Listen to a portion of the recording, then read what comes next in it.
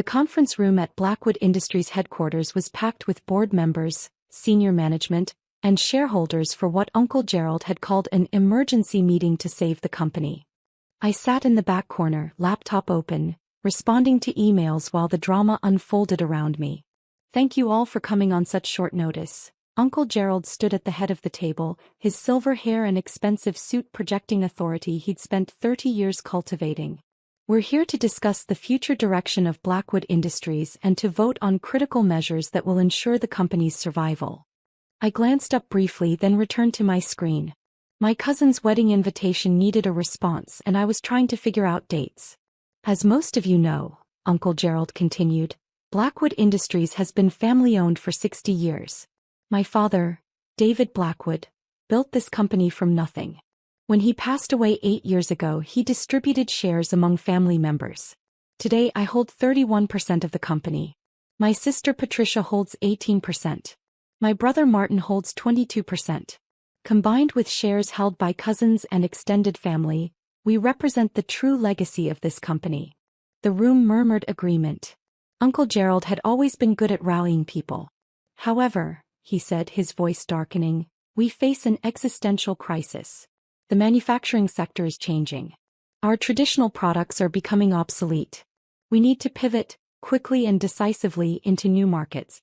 Specifically, I'm proposing we sell our manufacturing division and use the capital to acquire tech companies.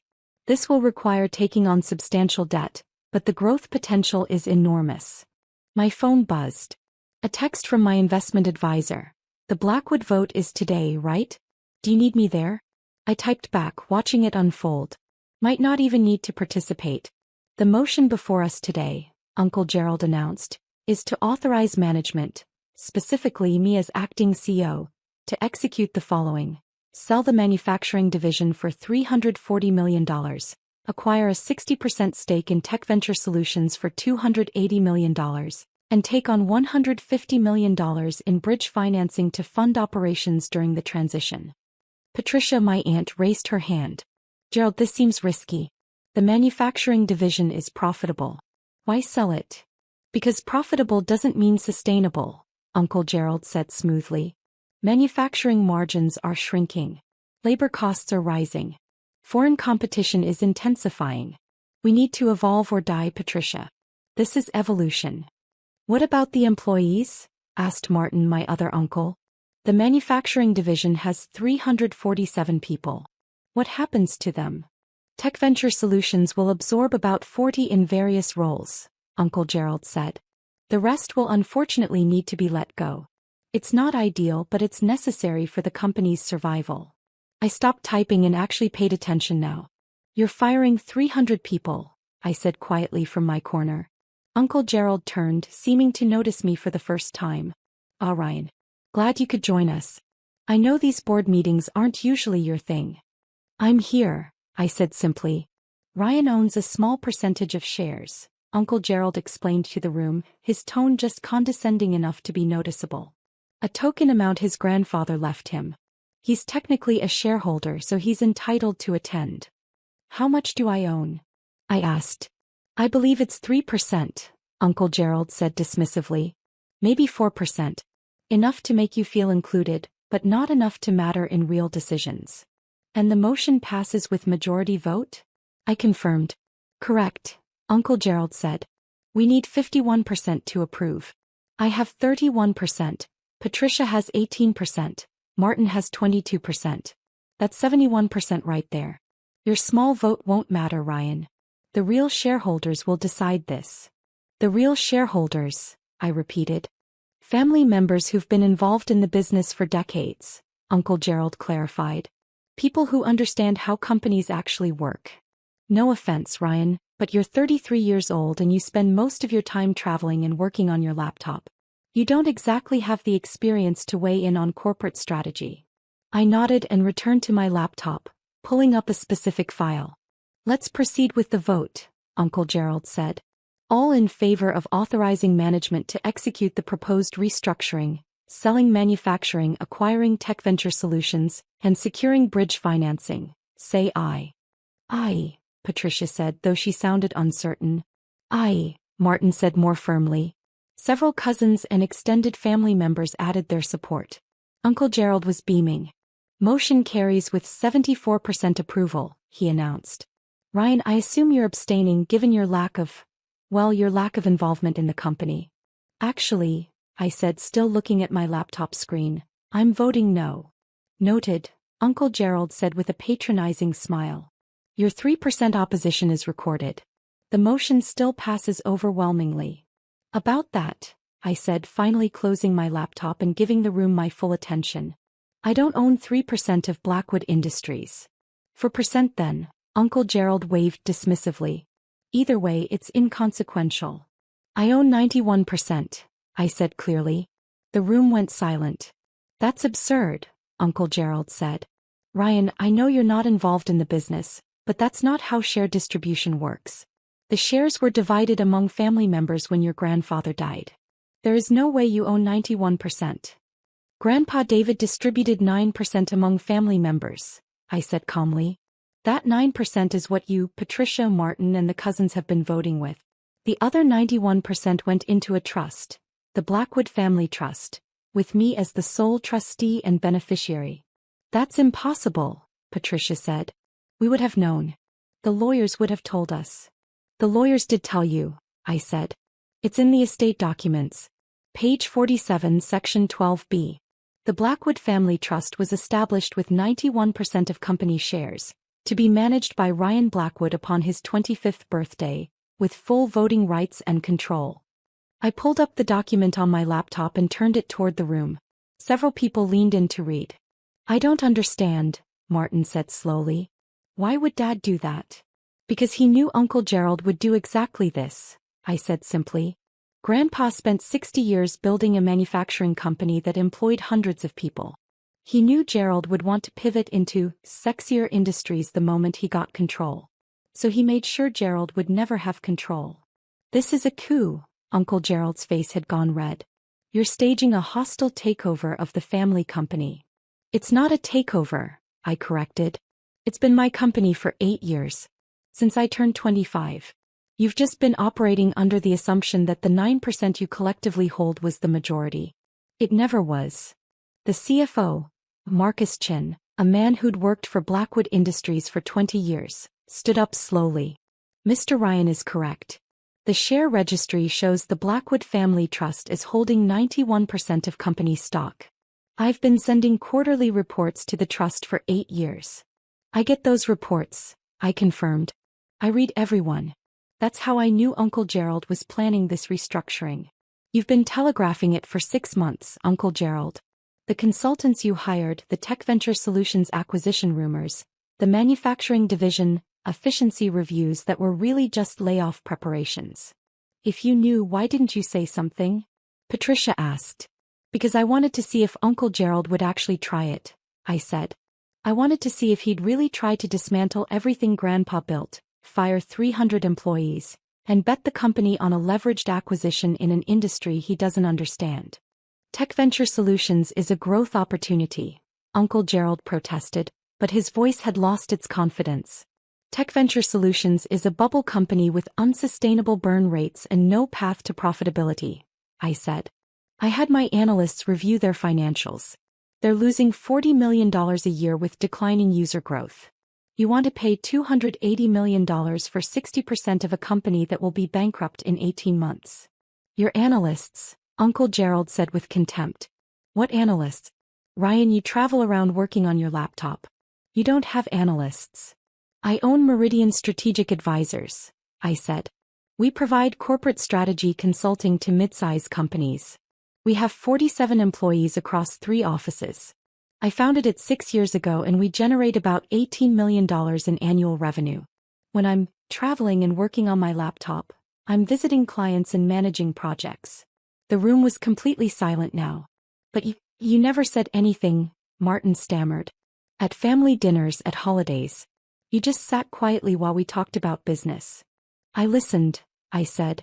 I learned what you all thought about the company, about strategy, about the employees. And what I learned was that Uncle Gerald wanted to cash out.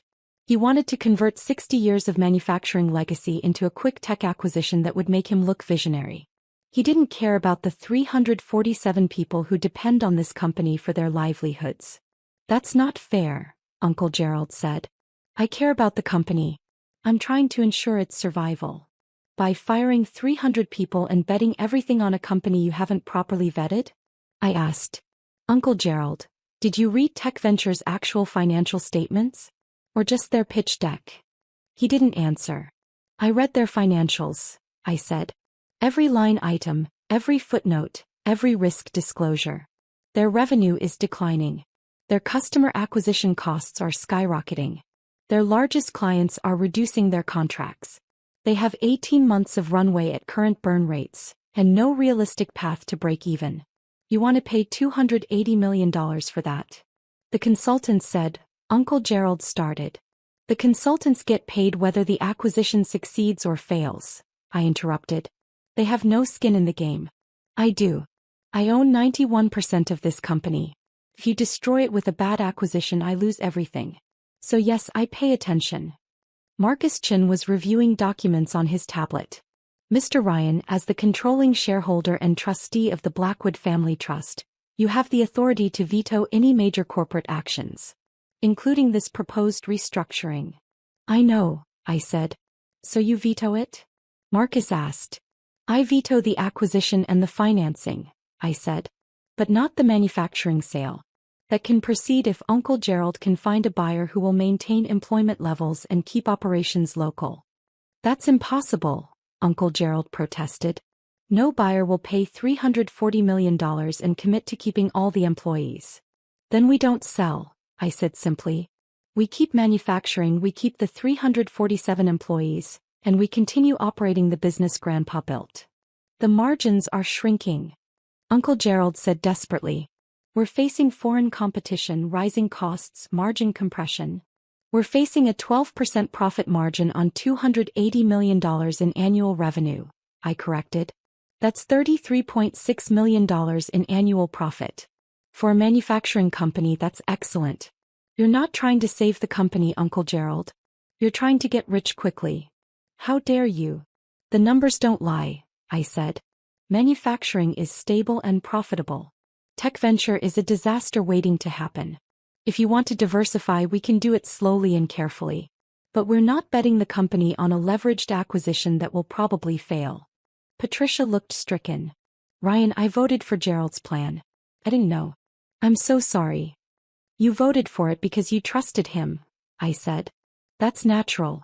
He's your brother. He's been in business for 30 years. But trust doesn't override due diligence. What happens now? Martin asked quietly. Now we operate the company properly, I said. Marcus, I want a full strategic review of operations. Not from external consultants, from our own management team. I want to understand where we can improve margins, where we can invest in equipment or training, where we can grow organically. Yes, sir, Marcus said, and I could see relief in his expression. Uncle Gerald, I turned to him, you're welcome to stay involved in the business. But you're not CEO. You never were. Grandpa left that position intentionally unfilled because he didn't trust you with it. Then who is CEO? Uncle Gerald demanded. For now, Marcus will serve as interim CEO while we search for the right person, I said. Someone who understands manufacturing, values employees, and makes decisions based on analysis rather than ego. You can't do this, Uncle Gerald said, but his voice lacked conviction. I already have, I said. Marcus, please record in the meeting minutes that the controlling shareholder, the Blackwood Family Trust, vetoes the proposed restructuring. The motion fails. Recorded, Marcus said, typing quickly. Furthermore, I continued, I'm calling a special meeting of the board for 2 weeks from today. At that meeting, we'll discuss proper governance structures, transparent communication with all shareholders, and strategic planning that actually serves the company's long-term interests. You're staging a takeover, Uncle Gerald repeated.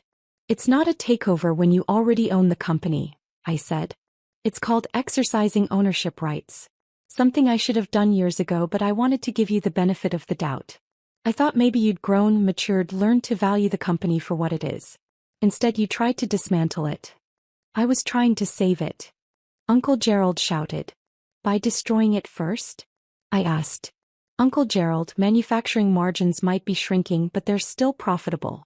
You know what has zero margin? A bankrupt tech acquisition that burns through all our capital in 18 months. You don't know that tech venture will fail, he protested. Neither do you know it will succeed, I countered. But I've done the analysis, read the financials, talked to industry experts. The odds of failure are approximately 75%. Would you bet $280 million of the company's capital on a 25% chance of success? He didn't answer. I wouldn't, I said. And since I control 91% of the company, my vote is the one that matters. I stood, gathering my laptop. Marcus, send me the strategic review parameters by end of week. I'll review and provide feedback. Patricia, Martin, we should have dinner soon. Away from the office. We need to rebuild family trust that this meeting has damaged. Where are you going? Patricia asked. I have a client meeting in Boston tomorrow, I said. Meridian Strategic is consulting on a manufacturing optimization project. Should be relevant to our own operations actually. You're just leaving? Uncle Gerald asked incredulously. The emergency is over, I said. You called this meeting to push through a destructive acquisition. I vetoed it. Now we return to normal operations while Marcus conducts the strategic review. What else is there to discuss? Everything. Uncle Gerald gestured wildly. You can't just drop a bomb like this and walk away. I didn't drop a bomb, I said. I exercised my voting rights as controlling shareholder. Something I've had the right to do for 8 years. You're the one who's surprised because you never bothered to actually read the estate documents. We trusted the lawyers, Martin said weakly. The lawyers did their job, I said. They distributed shares according to Grandpa's wishes. They established the trust properly. They filed all the paperwork. What they couldn't do was force you to read it. I moved toward the door, then paused. One more thing. The 347 manufacturing employees. They're not disposable assets. They're people with families and mortgages and lives built around this company. Grandpa understood that. He built Blackwood Industries on the principle that a company's first responsibility is to its people. That's why he left control to me, because he knew I understood that too. How would he know that? Uncle Gerald challenged. You were 25 when he died. Barely out of college. What did you know about running a company? More than you think, I said. I spent every summer of college working in the manufacturing plant. Different position each summer. Line work, quality control, logistics, scheduling. I ate lunch with the workers, learned their names, understood their jobs. Grandpa said if I was going to own the company someday, I needed to understand it from the ground up. He was grooming you, Patricia said with sudden understanding. Even back then. He was teaching me, I corrected. Teaching me that companies aren't just assets on a balance sheet. They're communities. And you don't destroy communities for a 25% chance at higher returns. I left the conference room and walked toward the elevator. Behind me, I could hear the chaos of shocked conversations, raised voices, confusion. Marcus caught up with me at the elevator. Mr. Ryan, thank you. If you hadn't intervened, 300 people would have lost their jobs. It's just Ryan, I said. And I wasn't intervening. I was protecting an asset I own. There's a difference. Still, Marcus said. They would have suffered. Their families would have suffered. I know, I said quietly. That's why I couldn't let it happen. The elevator arrived. As the doors closed, I saw Uncle Gerald emerge from the conference room, his face red with anger and humiliation. Good, I thought. He needed to feel that. Needed to understand that consequences exist. Needed to learn that being loud and confident doesn't make you right. The next 2 weeks were chaotic. Uncle Gerald tried to rally family members against me, claiming I was too young, too inexperienced, too disconnected from the business to be trusted with control. He travels constantly, Uncle Gerald told anyone who would listen. Works on his laptop from coffee shops. He's not a real businessman. He's going to run Blackwood Industries into the ground. But the numbers didn't support his narrative. When Marcus completed the strategic review, it showed that manufacturing was stable, profitable, and actually positioned to grow if we invested in modern equipment and expanded our product line. More importantly, when extended family members started actually reading the estate documents, finally, they realized that Grandpa David had been explicit about his reasoning. I found the key passage and emailed it to everyone. I leave controlling interest in Blackwood Industries to my grandson Ryan because he understands what I've spent 60 years trying to teach this family. That a company's worth is measured not in its stock price or its acquisition potential, but in the lives it sustains and the community it serves. Gerald will want to sell. Patricia will want to play it safe. Martin will want to expand too quickly. But Ryan understands that slow, steady growth that protects employees is worth more than risky ventures that might make us rich or might destroy everything we've built. After that email circulated, the family opposition quieted. Not everyone agreed with Grandpa's decision, but they couldn't argue with his explicit wishes. I had dinner with Patricia and Martin 2 weeks after the emergency meeting as promised. "I'm sorry," Patricia said immediately.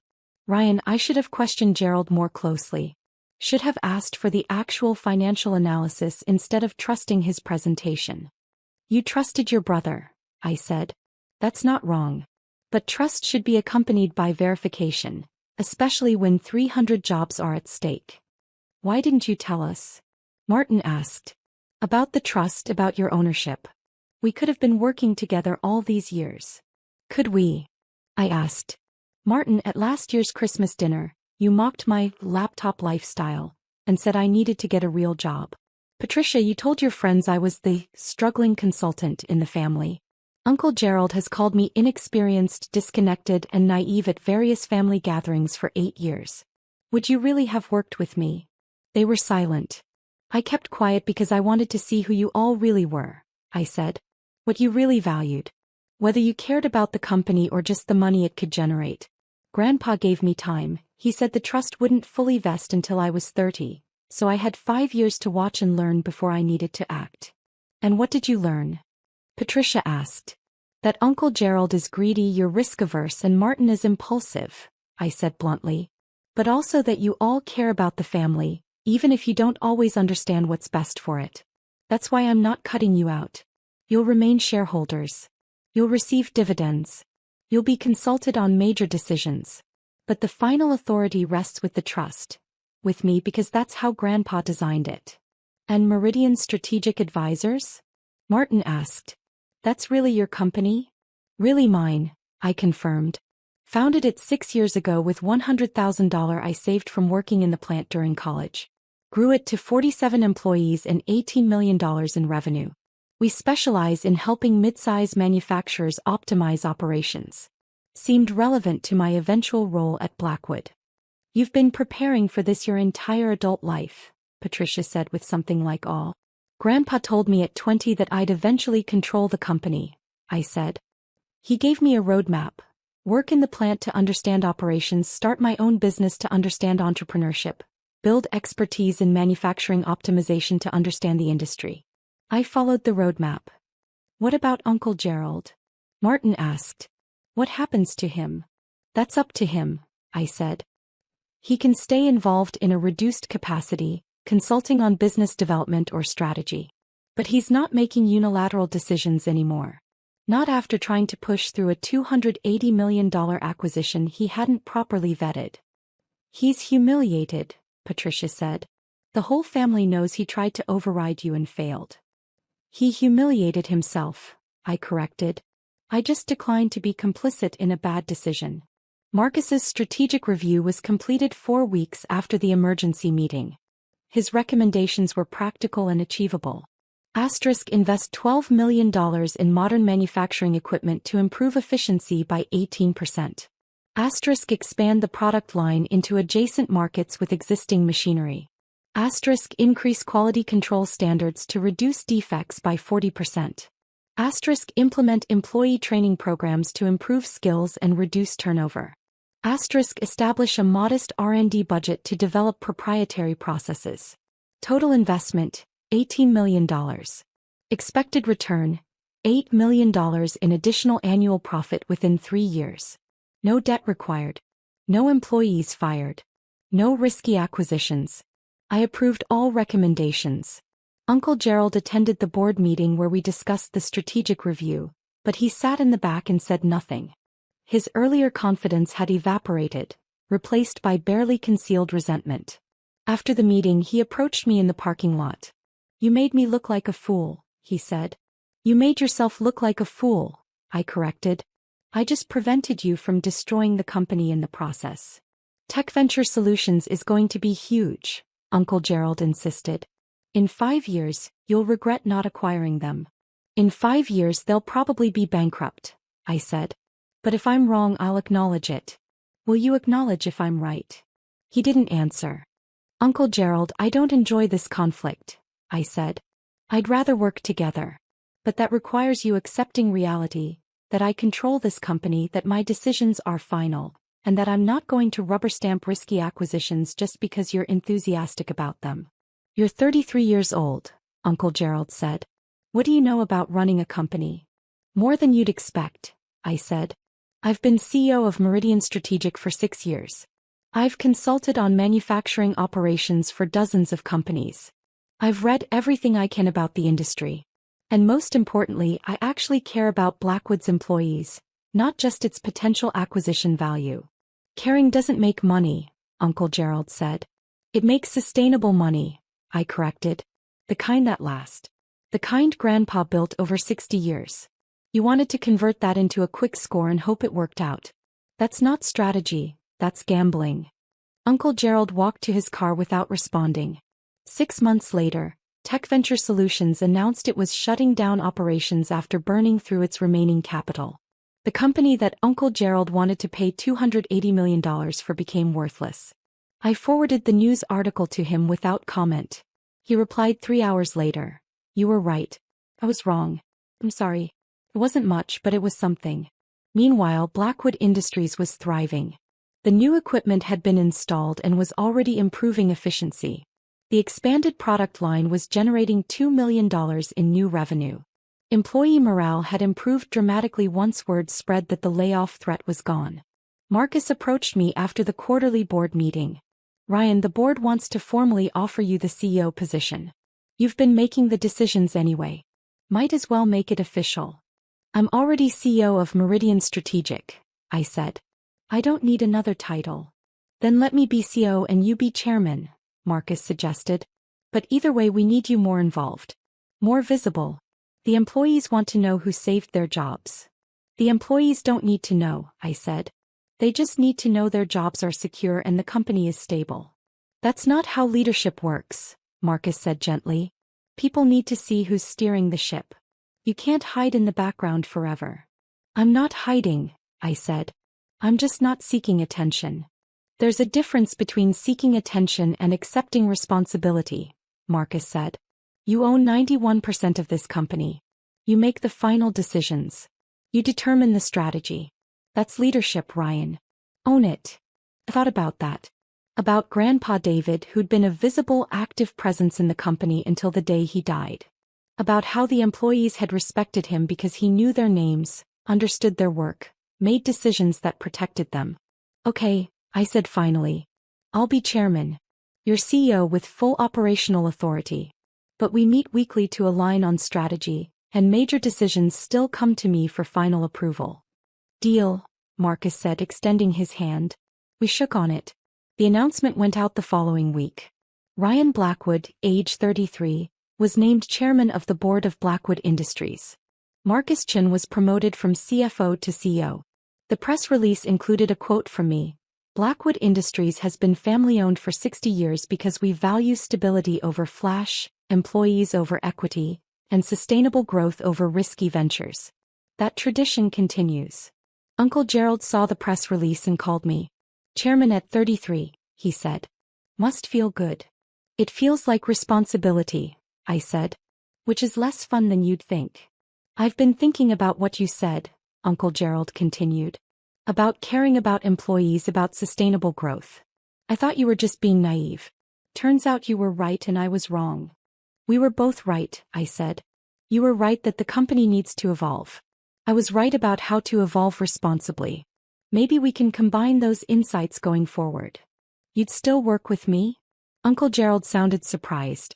After I tried to override you? Your family, I said. And despite your flaws, you have good instincts about market opportunities. You just need someone to reality check your enthusiasm. That's what the board is for. I appreciate that, Uncle Gerald said quietly.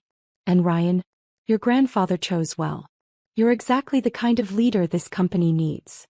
Thanks, Uncle Gerald, I said. That means a lot. 2 years later, Blackwood Industries was stronger than ever.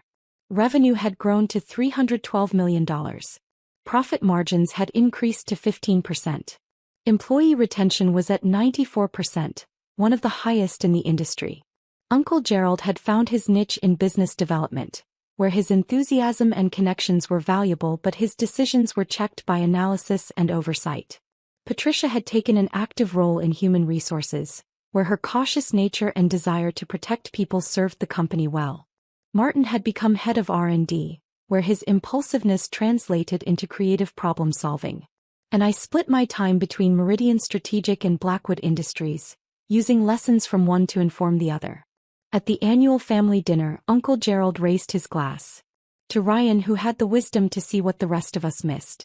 And to David Blackwood, who knew his grandson would grow into the leader this company needed. To Grandpa David, I said, raising my own glass. Who taught me that real success isn't measured in acquisition deals or stock prices. It's measured in stable jobs, strong communities, and companies that last. We drank to that. And I thought about how close it had come, how close Uncle Gerald had come to destroying 60 years of legacy with one bad acquisition. How a 3% vote had turned into a 91% veto. How assumptions about the traveling laptop kid had nearly cost 300 people their jobs. How careful, patient preparation had made all the difference. Grandpa David had been right. The small vote did matter. It mattered because it wasn't actually small. It was just quiet. And sometimes quiet power is the most effective kind. The kind that waits, watches, and acts at precisely the right moment. The kind that saves companies instead of destroying them. The kind that protects 347 families from a bad decision made by people who should have known better. Uncle Gerald had learned that lesson the hard way. But he'd learned it.